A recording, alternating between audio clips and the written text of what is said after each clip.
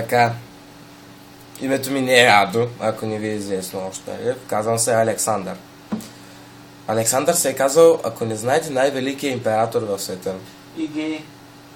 Той е отделен въпрос, но е бил най-великият пълководец, И гей. предводител на хора, не на мъжете. И гей. Да, знам, че и гей. Гледах филма.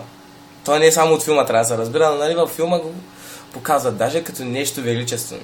Както и да е. Аристотел му е бил учител по бой. Точно така. Не знам. Така, най-голямата империя съществува някога, нали, от така наречената днешна Македония гейове. до Индия. От гейове. Както и да е, от каквото и да е, най-голямата съществува, един от най-великите императори.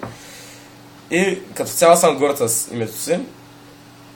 Даже съм горд, че се казвам Александър Сашков Пейков и на личната ми карта пише двойници с тези имена 0. Значи съм единствен по рода си уникален идиот в България.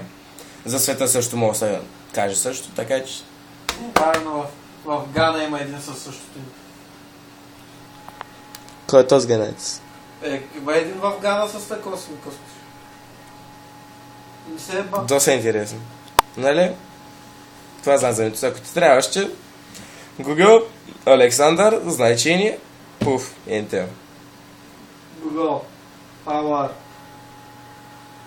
Кой сме как се? Александър... Аз много съседнах